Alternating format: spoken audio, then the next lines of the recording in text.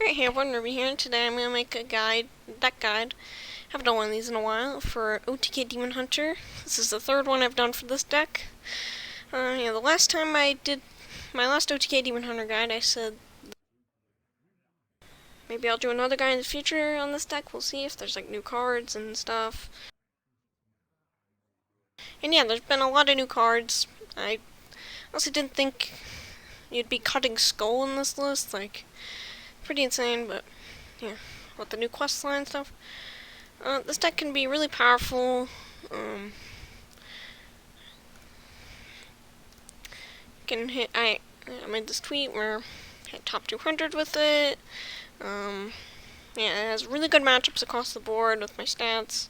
My stats have gone down a little bit since then, but yeah, almost like a 60% winner over 50 games. That's really good, and this deck can be really good if you play it really well. So, yeah. Now let's go over like the main strategies and stuff with this deck, the mulligans and stuff. So, you'll keep the cards I'll always keep Sigil, Alacrity, and Tusk Piercer. Pretty much everything else is sort of situational. Double Jump is also kind of a really good always keep. Crimson Sigil Runner and Spectral Sight in the Outcast position I'll keep. And then everything else is kind of really situational, like, I'll keep Acrobatics if I have a Sigil or, like, a Tusk Piercer, so I can get the first proc in the quest on, or I'll keep, like, I-Beam in the Outcast slot against aggro decks, same with Elimination Aura. The only card I almost never keep is Il'gynoth. Usually don't keep the tradables unless I have, like, a Outcast Spectral Sight to guarantee that first tick on the quest. And Philosophy I almost never keep. But yeah, most of the mulligans in this deck are very situational and stuff. So yeah, the general strategy with this deck is just to draw cards with the quest. Honestly, this version of the deck is not as hard in my opinion as the Skull versions, but still has some decisions like, do you need to proc the quest on the turn or not? Wait, I'm gonna go over visual now of some damage breakpoints. So, put this on the screen for a bit. The most common one you're going to run into is spell damage plus 2 with 2 Moargs for the 36 damage. That's really good. Spell damage plus 2 with 18 damage is another common one. Without lower health, like against Warlock, is the most common use for that one. And then, yeah, these are kind of more fringe, but there's a ton of damage breakpoints you can do with this deck, so this is just some of the... Everything else is just like super overkill. So yeah. Now I'm gonna go over a game and just go over like the strategies with this deck and stuff, and like how you're gonna approach this deck in an actual game. So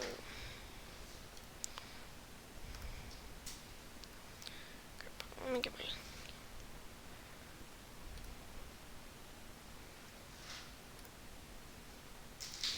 Sorry about that. So the mulligan, we're against a Warlock. This whole hand is pretty good. Sigil of Alacrity and Spectral Sight in Outcast position is really good, meaning I can get the first proc in the quest on turn 2. It's really good. Eladari Stays is also a pretty good card.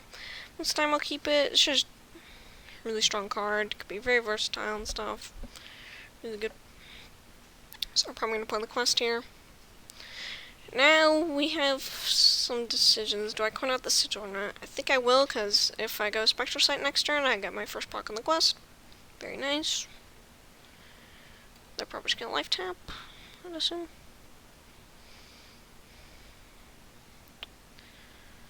That's what Warlocks usually do.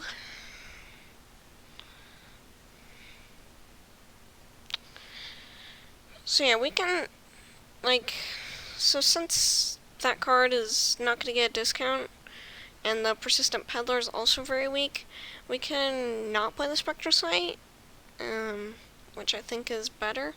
So I'm going to deviate from the normal curve. These are all very good. You put those on your deck, so that must be pretty good.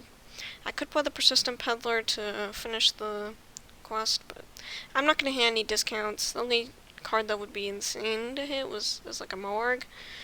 Discarding a Moarg is insane, because with Philosophy, you basically cheat out 2 mana. Very good.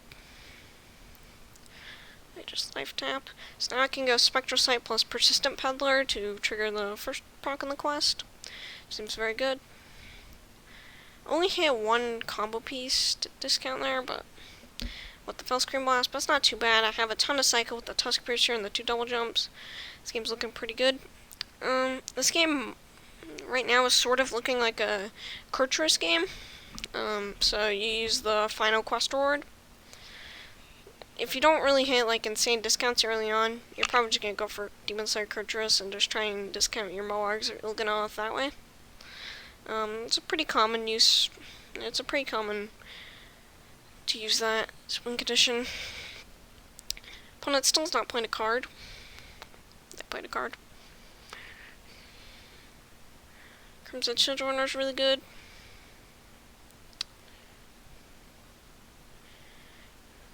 Persistent Peddlers to keep the cycle going. Another thing about this deck is you don't always play the quest on one. Like if you have a Crimson Sigil Runner, you top deck, I'll usually play that instead of playing the quest on one. Right now this is not very much going on, just hit some discounts on some cards. And the other situations is if my opponent has like a minion and I want to play Tusk Piercer, just to like keep it going. But most of the time you're going to play the quest on turn 1. Forgot to mention that. Opponent has life tapped every single turn, and they are already on stage 3 of the quest. So are we. Nothing too crazy here. The Flush Giant's kind of annoying. Crimson Jordan is really good. I think I'll just play that. Could also go Talented Arcanist, Immolation Aura. Try and deal with this. I think I'll just start with the draw though. Since a 1-1 on the board isn't really good, and it can actually be a downside in this matchup because of Mortal Coil. Cycle with the double jump because I think I want to go for the Kurtrus this game. And it looks like I'm gonna die to Battleground Battlemaster.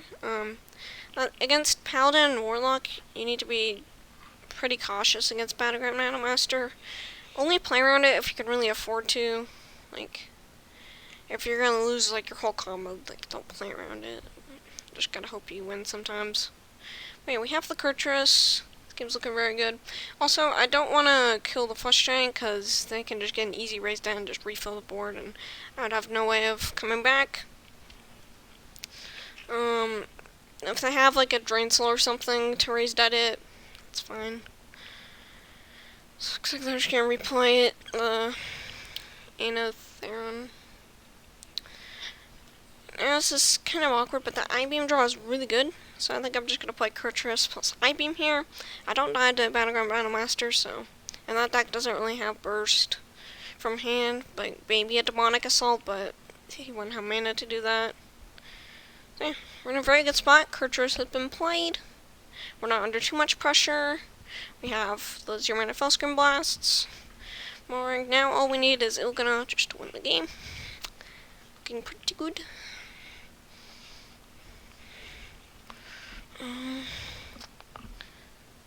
So you're still tapping away.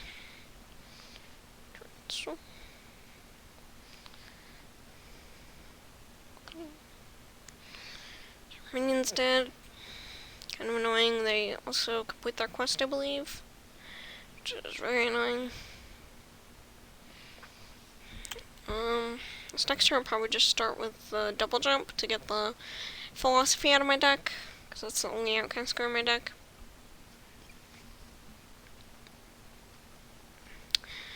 I could play it first, but I don't want to play the usually, playing Philosophy on a 0 mana Moarg is bad because, or not on a 2 mana Moarg is bad because, it's really expensive, and comboing with 2 mana Moargs is harder, and I also have a 0 mana Moarg in the deck, guaranteed, I know.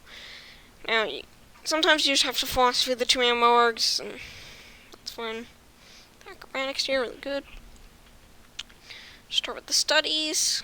Chaos Leech is a very good card off Studies. One of the best cards to get, in my opinion.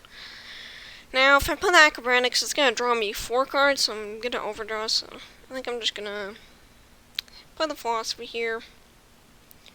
I don't know why I would play the Philosophy, I don't even know what I was thinking about that, but I'm just gonna heal for a bit and just set up Acrobatics, try and hit the Il'gynoth and the Morgs next turn and then kill them.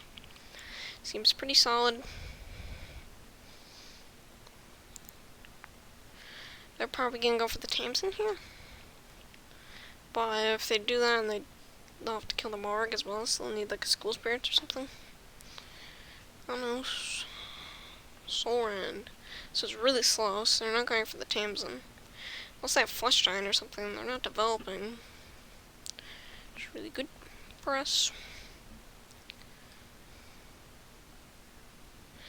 They go for the Raised Dead, they can play a Giant, but they can't play Anatherin.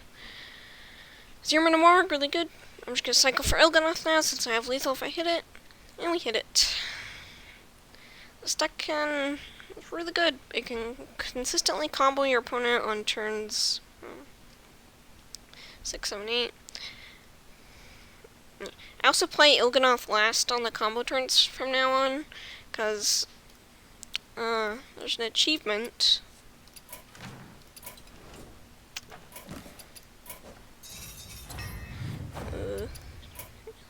Deal damage with Il'gynoth's effect, and people concede a lot of the times, and that's really annoying.